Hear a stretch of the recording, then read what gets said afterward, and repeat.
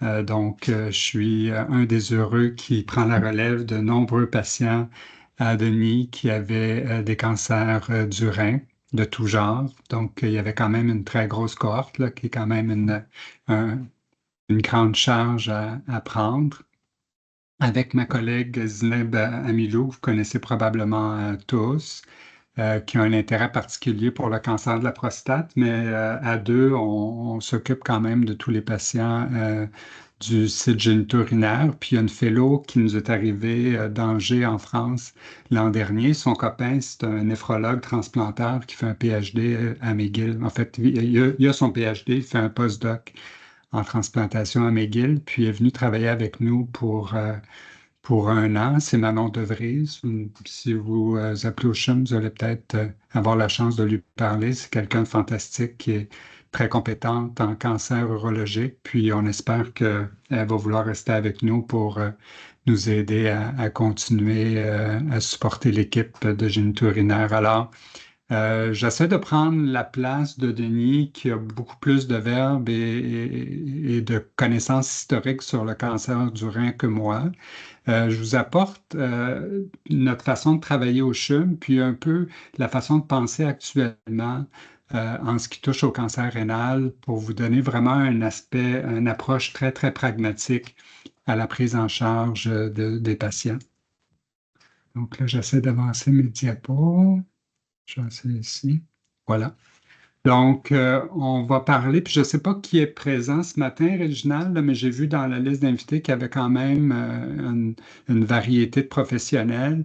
Donc, je vais rester large là, pour être intéressant pour tout le monde.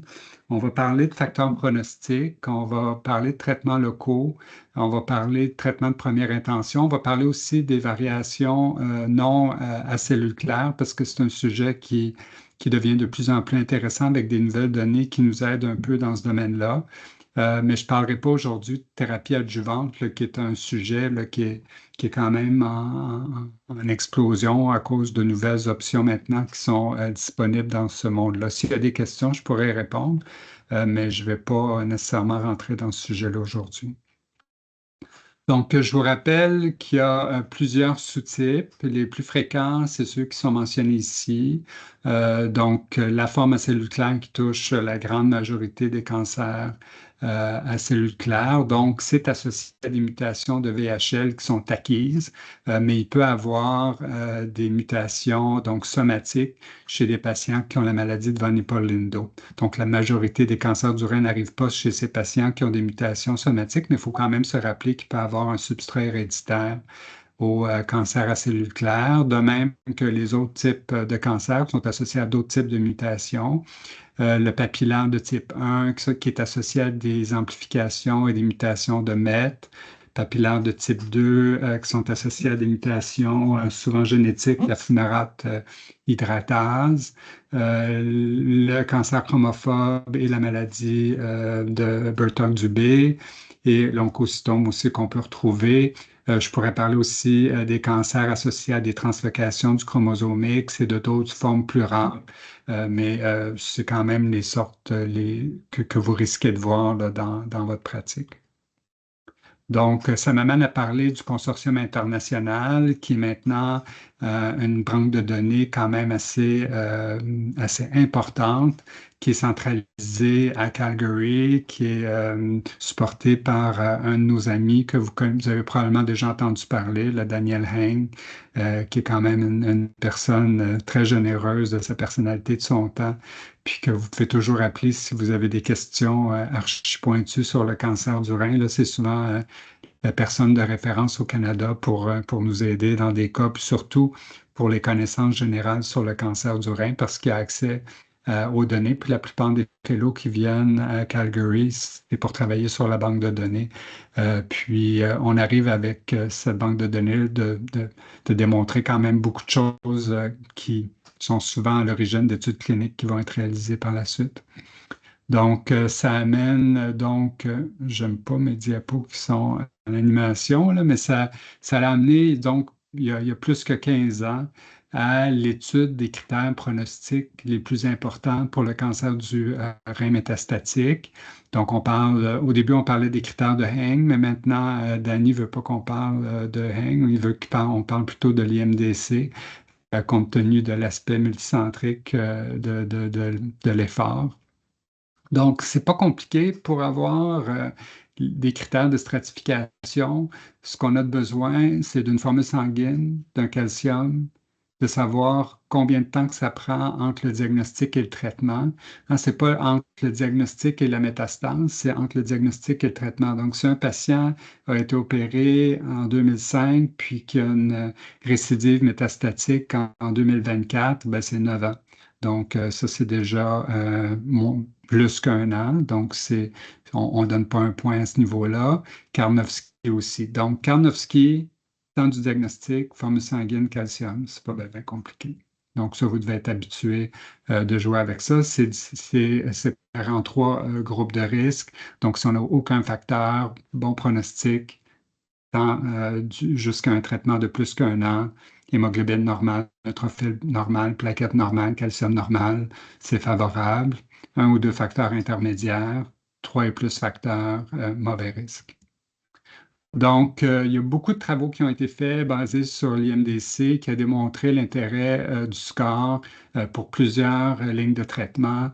Les inhibiteurs de tyrosine kinase, de VEGF en première ligne, les inhibiteurs d'mTOR en deuxième ligne, les ITK en deuxième ligne, l'immunothérapie. Donc, ça semble être une façon d'évaluer le pronostic sur plusieurs types de thérapies. Donc, ça reste toujours quelque chose qui est intéressant pour l'aspect pronostic, mais de plus en plus, lorsqu'on écoute, il y a un podcast qui est très intéressant que je vous recommande, là, si vous aimez l'urologie, c'est Uro Amigos, qui est fait par Tom Pars et Brian Rini. C'est des discussions là, autour de plusieurs sujets de génitaux urinaires, dont le cancer du rein. Puis les experts commencent à dire oui, c'est intéressant sur le plan pronostic, mais de moins en moins intéressant sur le plan prédictif. Donc, peut-être pas autant d'importance au niveau thérapeutique, mais dans un contexte canadien, vous allez voir que ça a quand même une petite importance. Donc, on va revenir à l'IMDC un peu plus tard. Donc, ça, c'est une autre étude qui nous montre là, que si on regarde l'effet de l'IMDC sur niveau EPI et les combinaisons ITK, immuno, on a encore un effet pronostic là, avec le même traitement. Donc, vous pouvez aller en ligne si vous ne vous rappelez pas facilement des critères. Donc, il y a beaucoup de sites là, qui vont vous donner accès à une façon de définir le score. Donc, j'ai mis cette diapo pour me rappeler, vous parlez des traitements locaux, puis j'espère qu'il n'y a pas trop de radio-oncologues dans l'auditoire. Puis s'il y en a, là, j'aurais aimé avoir plus de temps pour parler de la radiothérapie comme traitement local.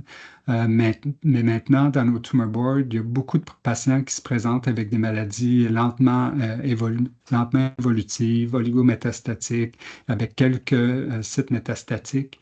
Puis il y a quand même un bon bassin de ces patients-là qui vont donc pendant plusieurs années ne pas être traités avec des traitements systémiques. On va plutôt opter pour des traitements locaux. Donc, ça peut vouloir dire qu'on peut considérer une néphrectomie cytoréductive, on peut considérer du SBRT sur des sites qui sont traitables, on peut aussi considérer de la cryo ou de la thermoablation sur des lésions. Donc, c'est quand même important là, pour des patients qui ont une bonne évolution, qui ont une évolution plutôt indolente, de considérer des traitements locaux parce que ça va éviter, bien entendu, les désagréments puis les effets secondaires d'un traitement systémique à long terme qui va être souvent pour le reste de la vie du patient. Donc, pour revenir à la néphrectomie cytoréductive, c'est un concept qui a été mis de l'avant, vous vous rappellerez, dans le temps de l'interféron. Puis, à partir du moment qu'il y avait des thérapies plus efficaces, comme le sunitinib, on s'est reposé la question, est-ce qu'il y a un avantage de la néphrectomie suivie de sunitinib ou est-ce qu'on devrait faire un traitement systémique seul, plus ou moins suivi de néphrectomie cytoréductive. Donc, l'étude SURTIME, c'est l'étude de l'EORTC. Eux n'avaient pas vraiment randomisé à la néphrectomie ou non. C'était plutôt de faire la néphrectomie au début versus plus tard. Puis, dans cette étude-là, on voyait un bénéfice à faire la néphrectomie plutôt en différé lorsque c'est indiqué. Puis les patients qui n'allaient pas bien au début là, n'avaient pas un bon pronostic, peu importe le bras de l'étude. Dans l'étude Carmena, c'est une étude qui était faite pas avec de l'immunothérapie, mais à l'époque du sunitinib. Alors, on ne voyait pas davantage de survie du tout pour la néphrectomie cytoréductive dans un contexte d'un traitement avec sunitinib. Donc, ça a amené beaucoup de personnes à se questionner. Puis, je ne vous montrerai pas les résultats de l'IMDC parce que je ne les ai pas retrouvés. Mais on a déjà présenté il y a plusieurs années que les patients qui seraient potentiellement des patients qui auraient un avantage, c'est des patients qui ont 0 ou 1 facteur de risque de l'IMDC. Puis vous comprendrez que c'est des patients qui ont une évolution plutôt lente, qui ont une maladie oligométastatique qu'on ne traiterait pas nécessairement. Puis, en général, une règle de notre tumor board, c'est que si 80% de la maladie est dans le rein, ça vaut probablement la peine de l'enlever, surtout s'il n'y a pas d'autre traitement systémique qui va être donné. S'il y a un traitement systémique, puis surtout s'il y a une maladie plus avancée, symptomatique, ben, de faire la néphrectomie, ça donne une chance à la maladie de progresser ailleurs. Donc, en général, pour ces patients-là, on favorise plutôt un traitement systémique. Donc, on va rentrer dans les traitements de première intention, puis c'est là que les choses sont plus complexes parce qu'il y a beaucoup, beaucoup de données, beaucoup d'études avec des traitements quand même assez similaires. Les grosses questions qu'on va se poser, c'est pour qui on peut faire un traitement avec une monothérapie, avec un ITK comme le pazopanib, le sunitinib ou le cabozantinib. Bon, on n'a pas nécessairement accès facilement au cabozantinib en première ligne au Québec.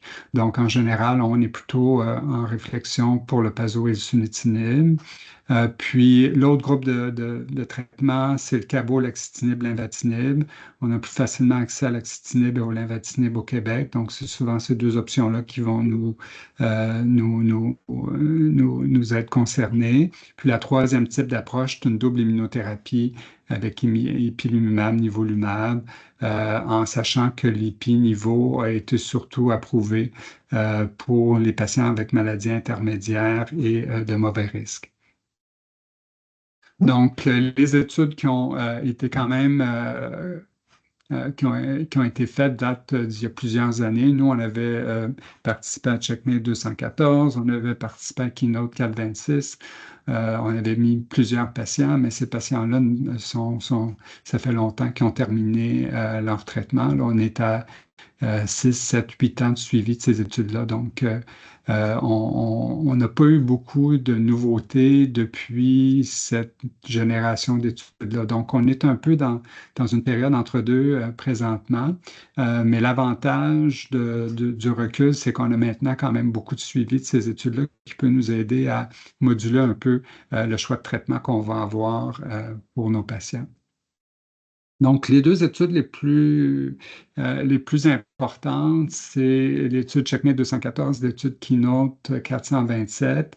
Ces deux études qui comparaient le sunitinib comme bras de référence à soit une double immunothérapie, niveau IPI, donc 4 doses suivies de nivolumab en maintenance, alors que Pembro plus axitinib était dans l'étude Keynote.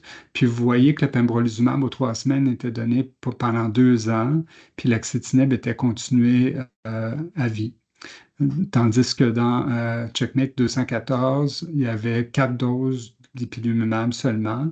Puis après, ben, le nivolumab était continué à ce moment-là aux 2 semaines, mais maintenant, on sait qu'on peut utiliser le nivolumab aux 4 semaines. Donc, juste sur le plan convenance, ben, vous allez voir que ça peut amener des considérations pour le traitement à long terme, parce que certains diront que le nivolumab, quand il est bien toléré, ben, ça donne une qualité de vie quand même meilleure de recevoir une dose de traitement intraveineuse qui donne peu d'effets secondaires aux 4 semaines, alors que l'axitinib qui est continu à vie ben, peut avoir des symptômes constitutionnels, de la fatigue, quand même un rappel au patient toute sa vie qui reçoit un traitement. Donc déjà là, il y a une petite différence en termes de déroulement du traitement qui peut avoir un certain impact dans le choix qu'on va avoir pour nos patients. Donc, les autres études, c'est Cabo Niveau, Checkmate 9ER, puis l'étude CLEAR qui avait 3 bras, mais l'étude Lenvatinib, le bras Lenvatinib et Everolimus avait des résultats moins intéressants. Donc, on parle toujours des bras Lenvatinib Pembro versus Sunitinib. Donc, si on compare l'étude Checkmate 214 puis l'étude 426, il y a vraiment deux choses différentes qui se passent. Donc, on a des bons résultats en termes de survie sans progression qui se démarquent très bien avec Pembro Axitinib par rapport à l'étude Checkmate 214. Alors, si on revient dans le temps, quand ces études-là ont été présentées pour la première fois avant la pandémie, on était très excités par la combinaison ITK-immuno pour la rapidité de la réponse, puis pour le taux de réponse que je ne vous ai pas montré. Mais on avait des taux de réponse nettement supérieurs avec la combinaison ITK-immuno par rapport à niveau EPI.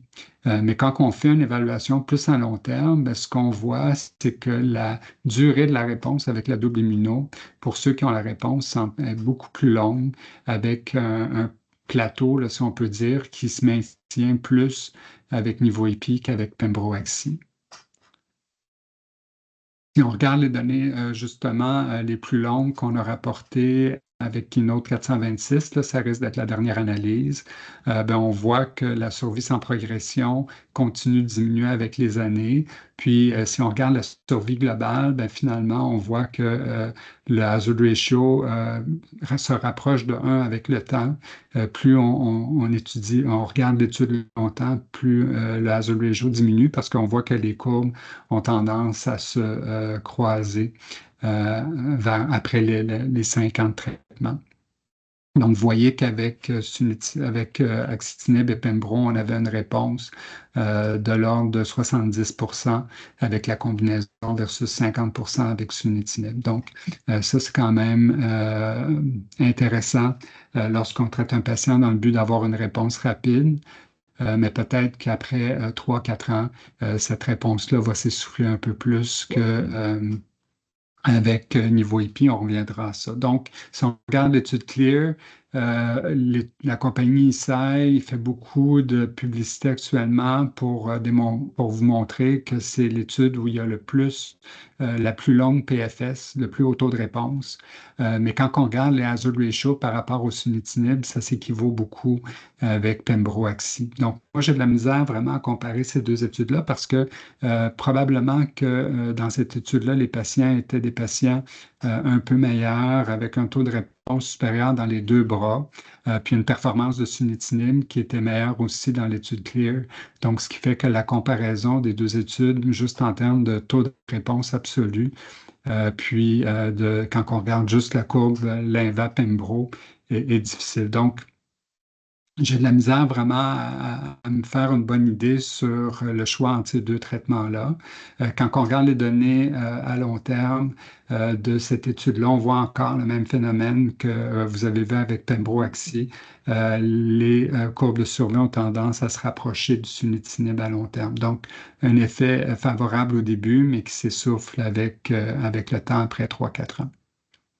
Donc, Checkmate 214, c'est quand même des données qui m'ont fait changer un peu d'idée sur la façon d'adapter les traitements pour mes patients à long terme, parce que quand on regarde la survie globale avec le temps, bien, on voit que la survie a tendance même à s'élargir avec le temps. En tout cas, il n'y a pas cet effet de rapprochement des courbes avec le sunitinib. Donc, on voit qu'au début, pas beaucoup d'effet sur la survie, mais à long terme, on a un effet potentiellement favorable en termes de nombre de patients qui vont être vivants. Ça nous mène à poser la question, c'est qui les meilleurs patients à traiter avec niveau IP? Il y a aussi la question du risque favorable parce que vous voyez que jusqu'à 48 mois, les courbes étaient un peu inférieures avec niveau IP, mais après 48 mois, les courbes vont être un peu meilleures. Donc, ça amène même certaines gens aux États-Unis de vous dire, ben, si vous avez un risque favorable, ce n'est pas nécessairement une contre-indication à recevoir du niveau IP. Mais il faut quand même savoir qu'au Québec, les critères de l'INES nous demandent encore de traiter seulement les risques intermédiaires et pauvres. Donc, les autres études pour intérêt, l'étude 9ER, puis le Brolen Everolimus de l'étude CLEAR, vous les voyez ici. Donc, vous avez la survie sans progression de l'étude 9ER, vous avez la survie de l'étude CLEAR. Je passe rapidement d'intérêt du temps. 9ER, la survie globale, on voit qu'avec niveau Cabot, ben, l'étude est observée jusqu'à 27 mois, là, mais on voit encore une fois que les courbes de survie ont tendance à se rapprocher plutôt que de s'éloigner à long terme. Dans l'étude CLEAR, j'avais déjà démontré l'En-Pembro puis sunitinib, le croisement des courbes.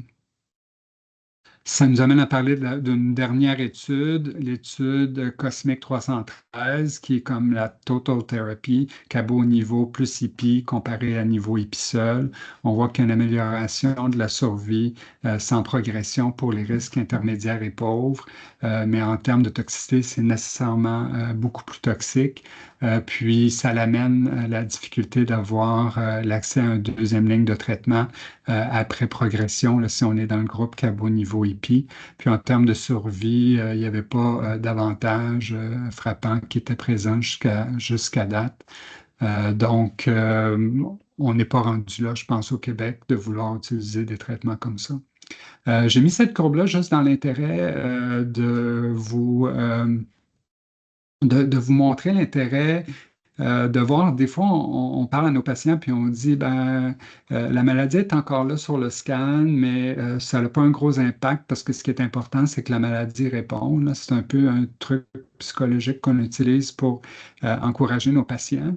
Mais cette courbe-là aurait tendance à nous dire qu'on n'a pas toujours raison de dire ça. Donc, cette courbe-là nous dit que plus la réponse est bonne, plus on a des chances d'avoir un bon résultat à long terme. Donc, vous voyez que si on a une réponse complète par rapport à 75 de réduction, par rapport à 30 à 75, vous voyez que les résultats en termes de survie globale sont pas le même.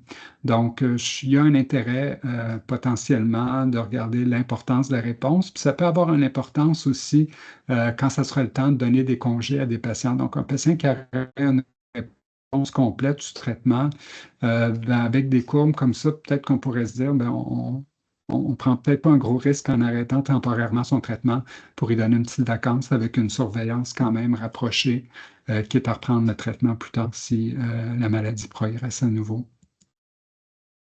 Donc là, on est rendu dans les analyses un peu plus complexes pour essayer de voir quels seraient les traitements les plus utiles. Puis là, je vous donne beaucoup d'études qui sont très discutables sur le plan méthodologique, mais on les regarde, ces courbes-là, puis on essaie de se faire une idée personnelle. Ce qui est vraiment ce qui se distingue vraiment beaucoup, c'est qu'on voit que tout ce qui est ITK, immuno, a des meilleurs résultats dans les premières 2 années de traitement, puis on voit ultimement que niveau IPI finit par se distinguer à long terme, mais ça prend quand même 2, 3, 4 ans avant qu'on voit ce bénéfice-là apparaître. Une autre façon de regarder ça, c'est en regardant le hazard ratio des différentes études avec le temps. Puis comme je vous l'ai montré, ben, vous voyez que le hazard ratio se rapproche de 1 dans les études ITK immuno avec le temps, tandis que quand on regarde niveau EPI, CheckMate 214, le hazard ratio a tendance à être assez stable avec le temps. Donc, il n'y a pas de perte d'efficacité du traitement après 5-6 ans d'évolution.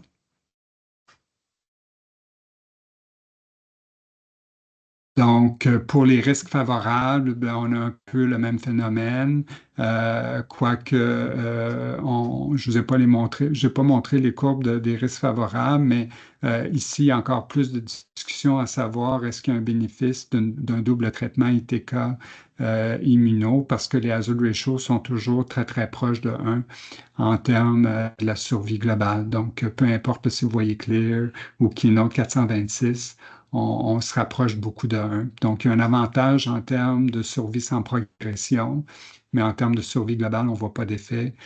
Quand on traite un patient qui est asymptomatique, puis que l'aspect de la maladie sur le scan n'a pas d'importance, ben, on peut se poser la question, est-ce qu'on aide vraiment notre patient en rajoutant un traitement d'immuno qui peut quand même rajouter de la toxicité à court terme? Donc, moi, j'ai encore tendance pour les faibles risques de considérer un traitement d'ITK seul avec sunitinib ou avec pazopanib, surtout pour les patients qui ont une maladie assez indolente.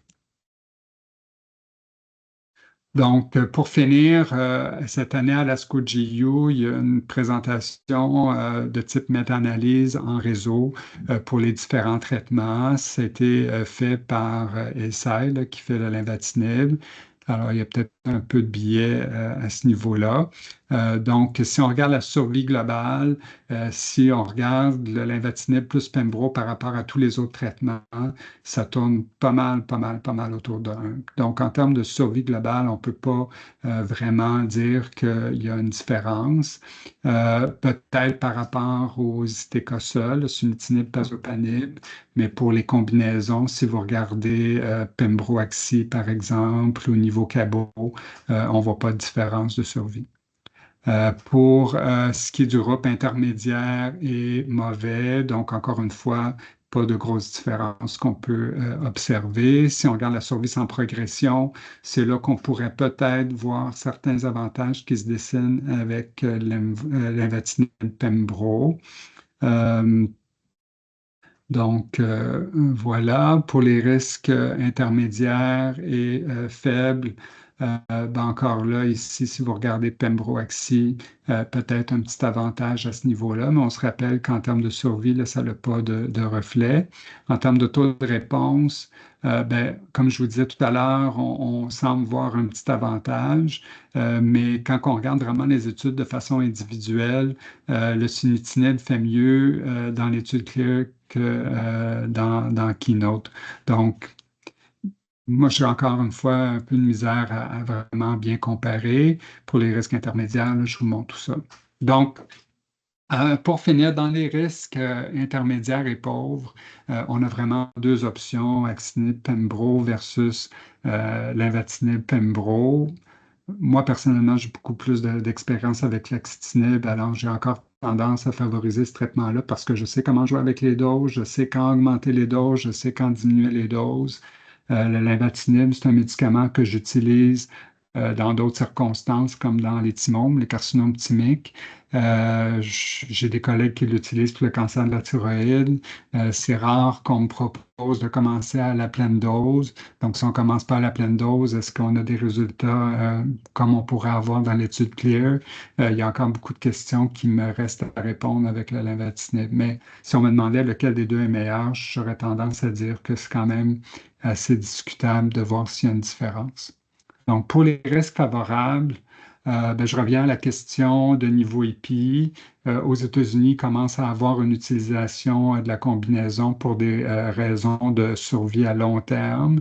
La survie, les patients qui ont une maladie à faible risque évoluent lentement, qui ne sont pas symptomatiques, dont la réponse radiologique n'a pas vraiment d'importance, mais c'est peut-être des patients éventuellement qui vont être intéressés peut-être pour l'aspect des résultats à long terme avec un traitement. Donc, ça fait toujours partie des discussions, mais encore une fois, si on n'y a pas accès, ça donne pas, ça ne nous permet pas de traiter les patients à faible risque. Pour les patients, donc, je vais passer. Bon, voilà. Donc, ça, c'est pour revenir avec les faibles risques. Donc, sunitinib, pazopanib, je pense que c'est une option qui est tout à fait valable. On a aussi l'option de pembroxylenvatinib. Donc, dépendamment du traitement qu'on va choisir, on aura accès à l'immuno en deuxième ligne si on fait une monothérapie. Puis si on commence avec pembroxytinib, je ne vous ai pas montré les données de cabozantinib en deuxième ligne, mais c'est probablement l'agent qui est le seul à avoir démontré un avantage de survie en contexte de deuxième ligne. Et pour les patients intermédiaires et mauvais risque, ben, là, ça va être la décision entre pembroaxi ou pembrolenvatinib suivi de cabozantinib ou au niveau épi suivi de cabozantinib.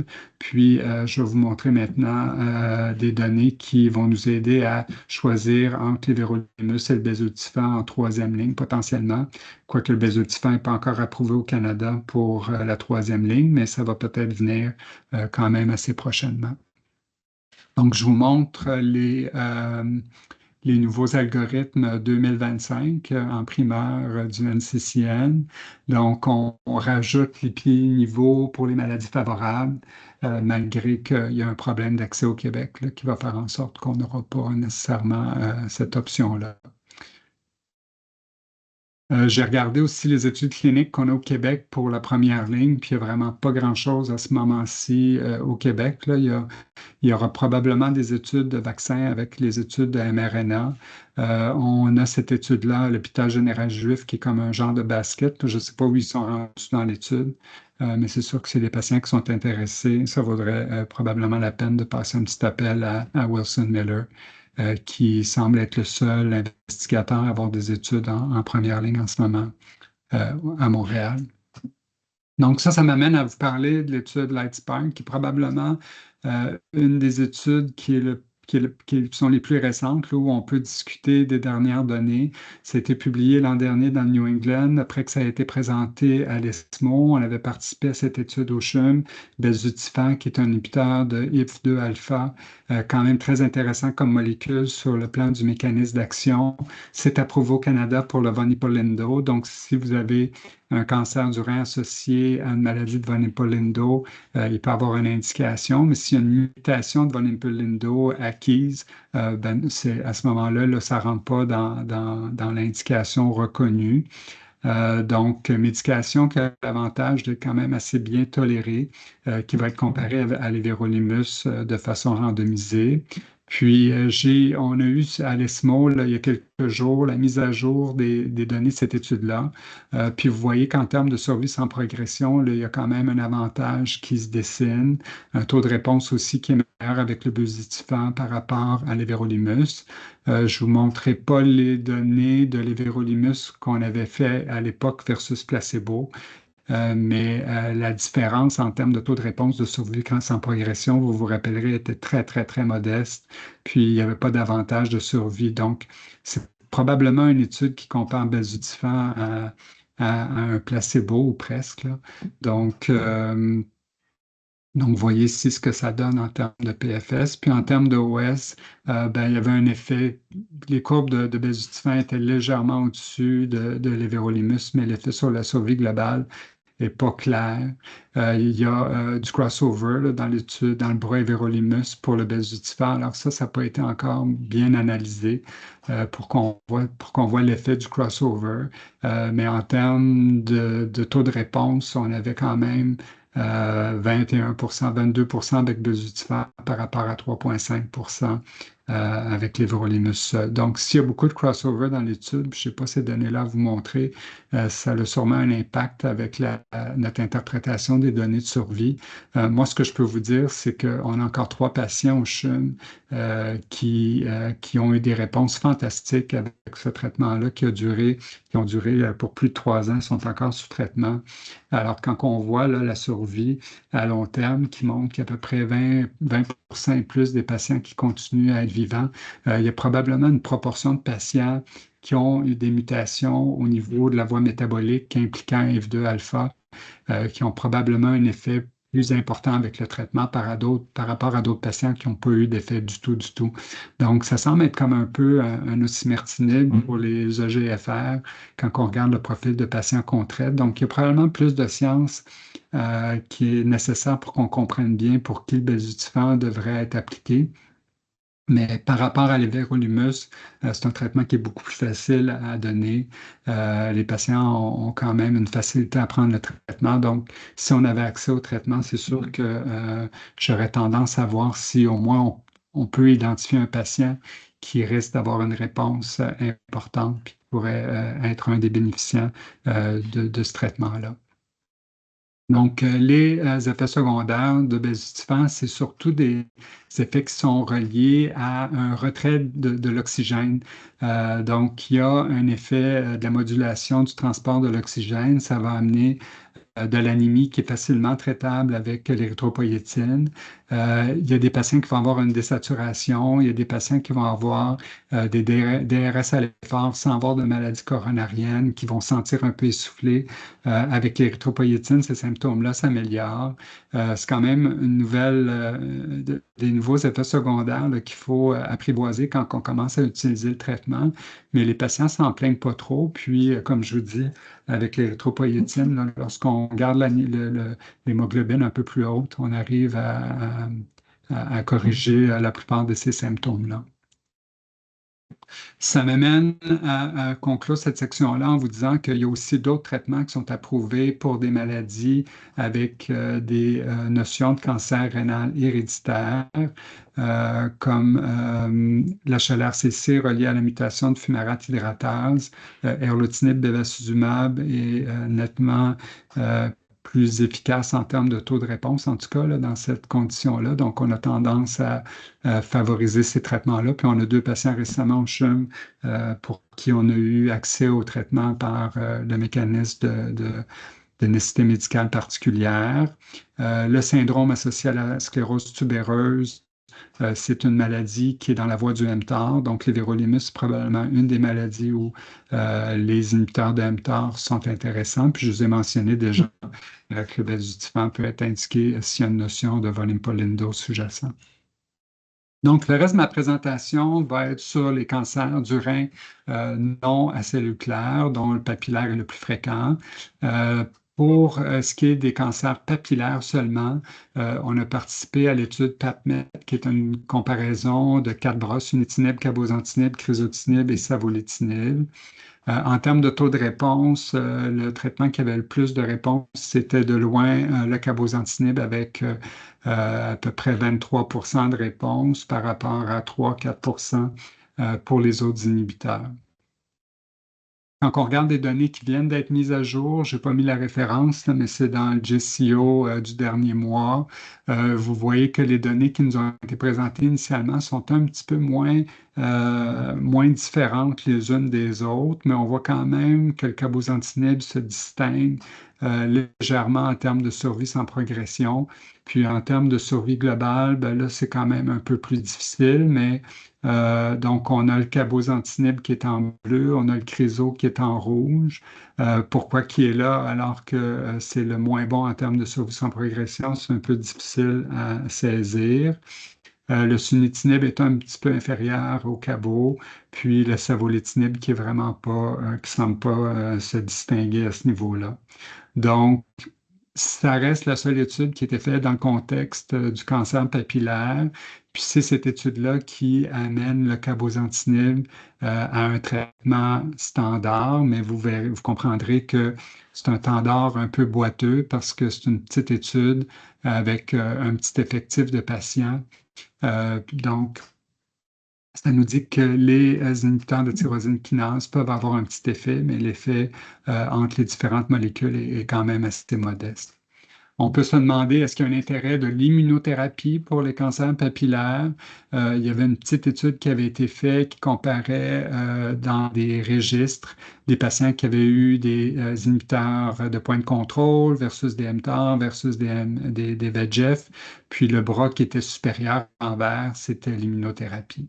Donc, c'est une des données qui nous disent qu'il y a potentiellement un rôle pour l'immunothérapie pour ces patients-là, mais on n'a pas encore de bonnes études randomisées pour nous dire clairement quel est le meilleur traitement.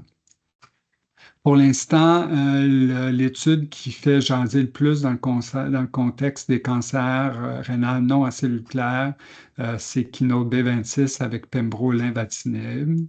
Donc, c'était une phase 2. On acceptait tous les diagnostics de cancer du rein non à cellules claires, 158 patients traités avec pembrolizumab. Puis vous voyez la disposition des patients, papillaires, chromophobes, translocation non classifiée, et puis l'IMDC, le PDL1, etc. Taux de réponse qui était quand même beaucoup mieux que ce que vous avez vu tout à l'heure avec les inhibiteurs de tyrosine kinase seul, 50,6 % de taux de réponse, 82 % des patients avaient une maladie stable, au moins à la première imagerie. Donc, ça se distingue quand même nettement par rapport à ce qu'on a vu dans l'étude PAPMET. Pour ce qui est des différents sous-types, vous voyez que la survie sans progression pour les papillaires et chromophobes était assez similaire. Il y a une petite variation au niveau du nombre, là, mais les courbes sont quand même assez superposables si on regarde ça de façon plus lointaine, avec une survie sans progression médiane autour de 17 à 26 mois, qui est quand même beaucoup mieux que le 7-8 mois qu'on avait tout à l'heure avec le cabozantinib. Donc, c'est peut-être les seules données qui nous permettent de dire qu'il y a probablement un intérêt pour une combinaison ITK plus immuno chez les patients avec des cancers rénaux non à cellules claires. Les survies, vous voyez, qui ne sont pas encore matures avec beaucoup de patients qui continuent sous traitement. Donc, la nouveauté à l'ESMO, c'était l'étude Sunny Forecast. C'est une étude qui était faite qui n'était pas faite par l'industrie, qui était faite par un groupe en Allemagne qui visait à comparer niveau IPI dans les doses qu'on donne dans le cancer du rein, donc 4 doses suivies de maintenance avec nivolumab par rapport à n'importe quoi. Ça, c'est un des problèmes avec cette étude-là, c'est que c'était n'importe quoi au niveau de l'histologie, parce qu'on avait tous les sous-types de cancer non à cellules claires, puis on avait toutes sortes de traitements en deuxième ligne. Donc, c'était pas ITK immuno, ça pouvait être n'importe quel ITK, ça pouvait être cabozantinib, ça pouvait être sunitinib. Donc, on a quand même une étude pragmatique qui va quand même nous donner certains résultats. La distribution, c'est que vous voyez beaucoup de cancers papillaires, comme on pourrait s'y attendre, chromophobes en deuxième, puis d'autres sous-types plus minoritaires. L'objectif primaire a fait beaucoup parler parce que eux, si on revient à la diapo principale, vous voyez que le primary endpoint, c'était le overall survival rate à 12 mois, avec d'autres endpoints qui étaient la survie à 6 mois puis à 8 mois. On ne parle pas ici de la courbe actuarielle de survie. Là, on ne parle pas d'hazard ratio, mais on parle de la survie à 12 mois. Puis si vous regardez la survie à 12 mois, c'était 87 % avec niveau IP versus 77 % avec le bras contrôle. Puis le P est à 0,01. S'il y aurait eu comme objectif de regarder la survie à 6 mois, ce n'était pas statistiquement significatif. S'il l'aurait regardé à 12 mois, ce n'était pas statistiquement significatif. Puis si on regarde en termes de hazard ratio, le hazard ratio est à 0,29. Donc, ça fait rire quand même beaucoup de gens là, pour dire qu'ils ont été très, très chanceux dans la détermination de leurs objectifs. Mais si on regarde les courbes, là, peut-être la meilleure façon de regarder cette étude-là, on voit qu'en termes de survie, il y a quand même un effet qui semble se dégager avec niveau IP. Puis, la grande conclusion de cette analyse-là, c'est pas nécessairement dire que ça confirme la place de niveau EPI par rapport à surtout un traitement d'ITK, mais c'est probablement une des premières évidences qui nous dit que de l'immuno en général est probablement supérieur à un ITK. Donc, quel serait votre traitement préféré pour vos patients? Est-ce que ça serait niveau EPI? Est-ce que ça serait ITK immuno? On n'a pas vraiment de données pour le dire, mais cette étude-là, quand même, nous donne un petit élément pour nous donner confiance que de rajouter de l'immuno, c'est probablement pas une mauvaise chose. Les autres éléments importants dans cette étude-là, c'est quand on regarde l'histologie.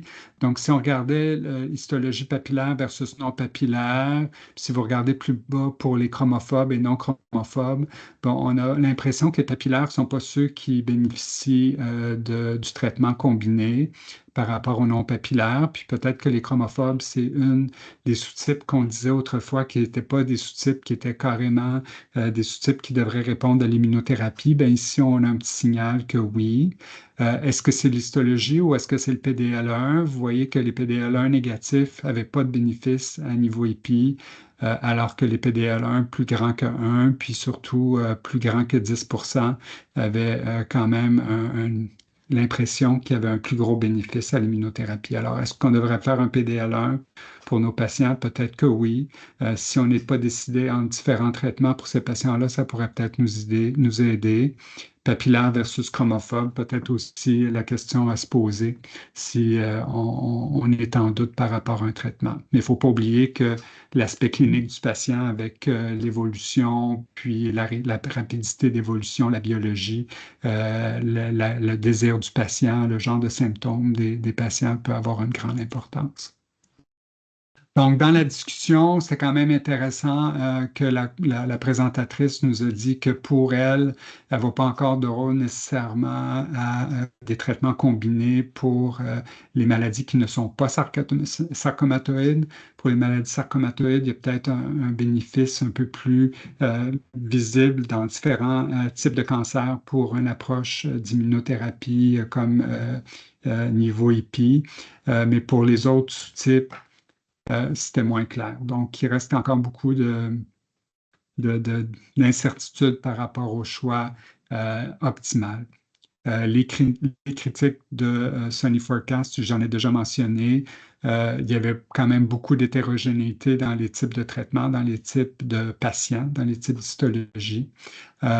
Pour plusieurs patients, les patients n'avaient pas eu du cabozantinib, ce qu'elles considéraient être le standard de pratique. Il y avait des données manquantes. Pour ce qui est du PDL1, ce n'était pas balancé dans les bras. Donc, ça a peut-être influencé la performance du bras de Standard of Care. Donc, pour elle, niveau EPI, peut-être pas tout le monde était, comme je l'ai mentionné, un peu plus encouragé pour les données avec les combinaisons comme Linvo plus Pembro. Donc, il y a des options pour ces patients-là, mais c'est encore basé sur assez peu de données. Ça amène quand même le NCCN de recommander Cabo-Nivo, Leva-Pembro ou Cabozantinib comme traitement préféré. Puis, j'ai noté qu'il y a une étude actuellement à McGill et au Général Juif qui compare savolitinib plus durvalumab versus sunitinib et durvalumab pour les patients avec un cancer papillaire avec expression de MET, soit par immunocytochimie ou par mutation. Donc, ça, je pense que ce serait peut-être l'option préférée là, si on avait ce genre de patient-là. Donc, pour amener la question, si on a donné du Pembro en adjuvant, je ne vais pas parler de l'adjuvant, mais il va y avoir des patients qui vont avoir eu de l'adjuvant prochainement, qui vont progresser. Donc, les questions ne sont pas encore résolues, mais en général, ce que les experts conviennent, c'est que si il y a eu une progression sous pembrolizumab, donc on ne va pas continuer avec une immunothérapie, on ira à ce moment-là avec un ITK, probablement du cabozantinib. Si le patient a progressé peu de temps après le pembrolizumab, c'est quoi peu de temps? En général, la règle du 6 mois s'applique en oncologie, donc on parle souvent du 6 mois. Donc, progression en dedans de 6 mois, on irait plutôt vers un ITK. Puis, si le patient a eu une progression assez longtemps après le pembrolizumab, donc on revient avec nos options de base ITK immuno versus immuno-immuno. Donc, pour l'instant, c'est le consensus de coin de table qu'on a. Donc, pour conclure, il y a quand même beaucoup d'options valables dans le cancer du rein métastatique. C'est basé sur l'IMDC, c'est basé sur les désirs du patient, c'est basé sur la discussion avec le patient des différentes options. C'est quoi leurs objectifs? Il y a des patients qui sont très intéressés par les données à long terme de niveau IPI. Il y a des patients qui sont très symptomatiques, qui sont très intéressés à ce qu'on leur soulage de leurs symptômes rapidement. Donc, ça va mener à des choix différents pour différents types de patients. Donc, c'est pour ça que je marque, c'est important d'identifier les facteurs qui nous permettent d'individualiser l'approche. La séquence idéale aussi, il n'y a pas eu d'études qui ont regardé différentes séquences de traitement pour nous aider à choisir. Il va y avoir des études qui vont incorporer le belzutifan en première ligne. Donc, on n'a pas accès à ces études-là ici, mais ça va peut-être aussi changer un peu la donne sur les options de première ligne. Mais c'est sûr que malgré qu'on a des options intéressantes maintenant pour le cancer du rein, on voit que les courbes sont quand même assez défavorables pour nos patients, puis on voudrait encore mieux pour eux. Donc, ça met fin à ce que j'avais à vous dire. Merci de m'avoir écouté.